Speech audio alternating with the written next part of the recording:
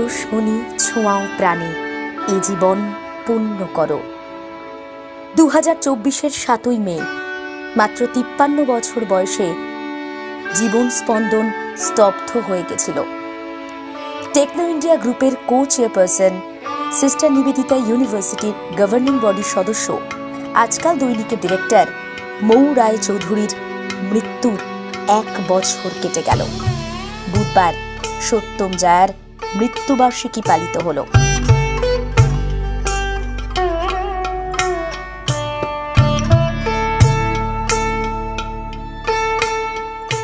স্মৃতিচারণ করে শ্রদ্ধা নিবেদন করেন রাজ্যের মন্ত্রী শোভনদেব চট্টোপাধ্যায়, ফিরহাদ হাকিম, চন্দ্রিমা ভট্টাচার্য, বেচারাম মান্না, সাংসদ পার্থ ভৌমিক, বিধাননগরের মেয়র কৃষ্ণা চক্রবর্তী, চেয়ারম্যান সব্যসাচী দত্ত, অদিতি মুন্সি, প্রদীপ ভট্টাচার্য, রবীন দেব, আলাপন বন্দ্যোপাধ্যায়, সমিত রায়, ইমন চক্রবর্তী সহ সাহিত্য ও সাংস্কৃতিক জগতের বিশিষ্টরা। কথায়, গানে, কবিতায় মৌয়ের টুকরো স্মৃতিচারণ করেন তারা।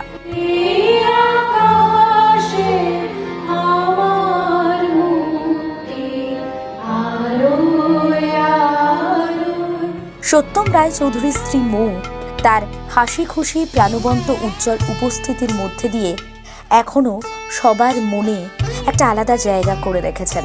গান, কবিতা, লেখা সবেতেই পারদর্শী ছিলেন। মনোজ্ঞ অনুষ্ঠানে এসএনইউর ছাত্রছাত্রীরা প্রিয় মৌ ম্যাডামের স্মৃতির উদ্দেশ্যে প্রদীপ জেলে আগুনের পরশমণি গাইলেন। স্মৃতিচারণা করলেন শোভনদেব চট্টোপাধ্যায়, কৃষ্ণা চক্রবর্তী, ব্রততী বন্দ্যোপাধ্যায়। ছিলেন এসএনইউর উপাচার্য ধ্রুবজ্যোতি চট্টোপাধ্যায়, সেতারবাদক দেবজ্যোতি ঘোষ, শিল্পোদ্যোগী সাহিত্য অনুরাগী সমর নাগ, সাহিত্যিক রঞ্জন বন্দ্যোপাধ্যায়, শ্যামল সেন, প্রচেত গুপ্ত, অভিনেতা টোটা রায় চৌধুরী। ব্রততী বন্দ্যোপাধ্যায় কবিতায়, ইমন চক্রবর্তী, অদিতি মুন্সি কথায়, গানে স্মরণ করলেন মৌ রায় চৌধুরীকে। কেন জানি না এখানে বসে বসে মনে হচ্ছিল জন্মদিন মৃত্যুদিন একাশনে দোহে বসিয়াছে, এক মন্ত্রে দোহে অভ্যর্থনা। শান্তনু কিছু বলতে বলল। খেয়া কাব্যগ্রন্থের প্রথম কবিতাটি মনে পড়ছে। দিনের শেষে ঘুমের দেশে ঘোমটা পড়া ওই ছায়ায়, ভুলালো রে ভুলালো মোর প্রাণ, ও পারেতে সোনার কুলে আধার মূলে কোন মায়ায় গেয়ে গেল কাজ ভাঙানো গান। নামিয়ে মুখ চুকিয়ে সুখ যাবার মুখে যায় যারা, ফেরার পথে ফিরেও নাকি চায়, তাদের পানে ভাটার টানে যাবরে আজ ঘর ছাড়া। সন্ধ্যা আসে, দিন যে চলে যায়, ওরে আয় আমায় নিয়ে যাবি কেড়ে, দিন শেষের শেষ খেয়ায়, ওরে আয়।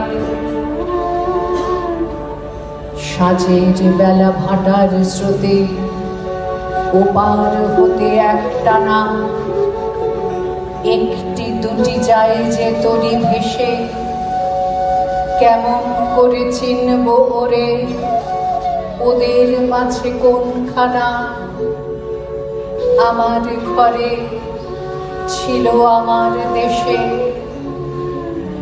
অস্তাচলে তীরের তলে ঘন গাছের কোল ঘেঁষে, ছায়ায় যেন ছায়ার মতো যায়, ডাকলে আমি ক্ষণেকে থামি, হেথায় পাড়ি করবে সে। এমন নেই আছে রে কন্যায়, ওরে আয় আমায় নিয়ে যাবে কেড়ে, দিন শেষের শেষ খেয়ায়, ওরে আয়। ঘরে যারা যাবা তারা কখন গেছে ঘর পানে, পারে যারা যাবার গেছে পারে, ঘরেও নহে পারেও নহে, যে জন আছে মাঝখানে। সন্ধ্যাবেলা কে ডেকে নেয় তারে, ফুলের বার নাই গোয়ার, ফসল যার পড়ল না, চোখের জল ফেলতে হাসি পায়, দিনের আলো যার ফুরালো, সাঁঝের আলো জ্বলল না, সেই বসেছে ঘাটের কিনারায়। ওরে আয় আমায় নিয়ে যাবি কেড়ে, বেলা শেষের শেষ খেয়ায়। ওরে আয়, ওরে আয়। মৌ রায়চৌধুরীর সম্পর্কে বলতে গিয়ে স্মৃতিচারণায় ডুব দিলেন রাজ্যের মন্ত্রী শোভনদেব চট্টোপাধ্যায়। আমার সঙ্গে বেশ কিছুদিনের পরিচয় সত্যমের, এবং সত্যমের যত অনুষ্ঠান আমি করেছি সব অনুষ্ঠানে আমি যেটা লক্ষ্য করেছি যে অ্যাকচুয়ালি প্রোগ্রামটা ঠিক করতে হয়তো সত্যম, কিন্তু সামগ্রিক যে ব্যবস্থাপনা সেটা আমি দেখেছি কি অসামান্য দক্ষতার সঙ্গে পালন করতে হবে। এবং আমার সঙ্গে আলাদাভাবে একটা পরিচয় হয়েছিল। আমি খুব সুদীর্ঘকাল ধরে একটি সংবাদপত্র চালাই, 60-এর দশক থেকে, পাক্ষিক। আমি ওনার লেখাও আমার পত্রিকায় ছেড়েছি, ওনার কাছ থেকে নিজে লেখা চেয়ে নিতাম এবং ওনার লেখা আমার পত্রিকায় ছাপতাম। অর্থাৎ একটা বিশেষ সম্পর্ক তৈরি হয়ে গিয়েছিল। আমি এই এত তাড়াতাড়ি উনি চলে যাবেন, এবং সত্যমের যে সাফল্য জীবনে তার পিছনে বউয়ের একটা অসামান্য অবদান আছে, এটা নিশ্চিতভাবে বলা যায়। একজন সফল মানুষের পাশে একজন তার সঙ্গী থাকে, সেই হিসেবে অসামান্যভাবে সাহায্য করেছে সত্যমকে আজকে বাংলার একজন প্রতিষ্ঠিত শিল্পপতি হিসেবে। এবং এখানে নয়, শুধু বিদেশেও সত্যম আজকে একজন পরিচিত নাম। তার পেছনে যার একটা ভীষণভাবে যার হাত ছিল সব দিক থেকে, যে কোনো যার কিছু ক্রিয়েটিভ সব কিছুর মধ্যেই ওর একটা অবদান আছে। আমি ঈশ্বরের কাছে প্রার্থনা করব যে তিনি যেখানেই থাকুন যেন ভালো থাকেন। সত্যম জায়ার মৃত্যুবার্ষিকীতে কিছুটা আবেগ আপ্লুত হয়ে উঠলেন রঞ্জন বন্দ্যোপাধ্যায়। আমার শুধু একটাই কথা বলার, সেটা হচ্ছে যে আমার পাবলো নেরুদার একটা লাইন মনে পড়ছে, love is short but missing is long. তো আমি একটা ব্যাপারে ভাগ্যবান যে আমার বয়সটা অনেক বেশি, সুতরাং my missing is not going to be too long. আপনারা যারা অনেকদিন পৃথিবীতে থাকবেন, অনেক দিন দুঃখ পাবেন বউকে মিস করে। আমি হয়তো সেই দুঃখটা পাবো না, কারণ আমার পৃথিবীতে দিন বেশি দিন আর নয়।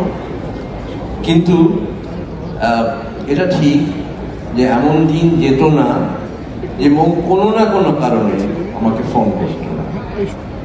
এবং বউয়ের সঙ্গে আমি দীর্ঘদিন কাজ করেছি একসঙ্গে, আজকালে বিভিন্ন ব্যাপারে, এবং ওর যে প্রোডাকশনটা, বইয়ের প্রোডাকশন, তার সঙ্গে আমি জড়িয়েছিলাম।